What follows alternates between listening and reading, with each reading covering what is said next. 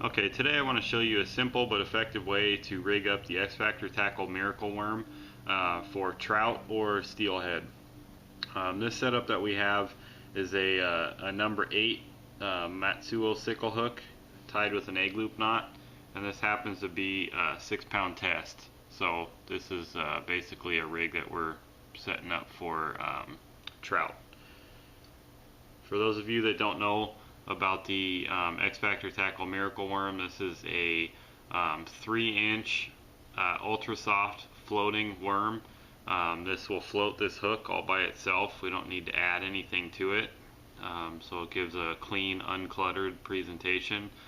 This happens to be the fluorescent pink, but this is a 3-inch worm that's super durable, and it, as you can see, we can stretch this to, I don't know, 7-8 inches, something like that. Well, probably not 8, maybe 7 inches, and it goes right back. The tool of choice for this, and for any plastic bait really, is a needle. Don't use a worm threader. Worm threaders are too big. They're made for live worms, and they just beat up the plastic bait. Basically what a worm threader will do is bore a hole in this thing like a drill bit will, and the bait just won't be snug at all, and the needle allows us to put a hole just big enough to fit the line through, maybe slightly larger, but this worm will still sit snug around the monofilament line, and it won't slip and slide up and down, so we don't have to worry about tampering with this thing. We can just worry about fishing, catching fish, and focusing on holding water, all that fun stuff. So anyway, take your needle and poke it through approximately an inch up from the bottom of the tail, and keep the needle nice and straight, and make sure, take your time and go slow, but make sure that the needle does not poke through the side of the worm, because if it pokes through the side of the worm, what ends up happening is when you run your line through, as you'll see us do in a minute, me do in a minute, it just gives you a kind of a nasty presentation. You got the line poking through, and not only that, but the line will be rubbing on rocks and stuff, and eventually it will it'll possibly break. So that's what we're looking for right there. You see this tail dangling?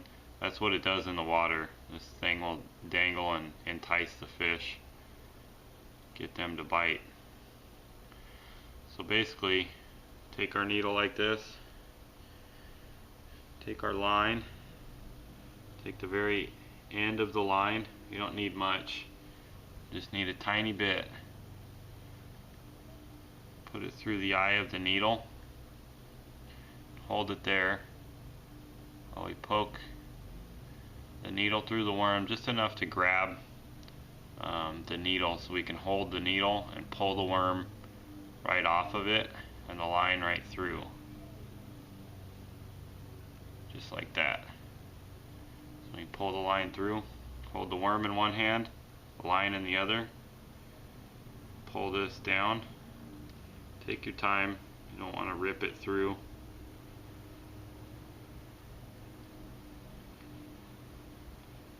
Basically, we're going to pull the worm all the way down until the hook meets the worm. If you got a 5-foot leader, you're going to be spending quite a bit of time with this. Straighten it out. I like to straighten it so the eye of the hook sits nice and flush right up against the worm. Straighten the worm out to the length it's supposed to be, and that's your presentation, just like that.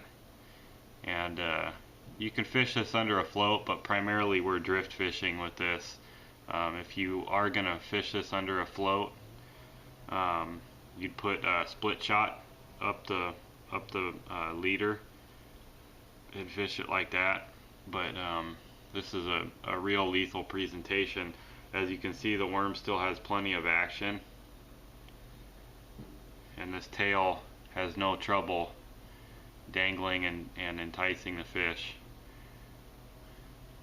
You can do this with any of the worms. You can do this with any worm really. But nice clean presentation. Tie these up at home and be ready to fish them, and you'll catch more fish this way. Thanks for watching.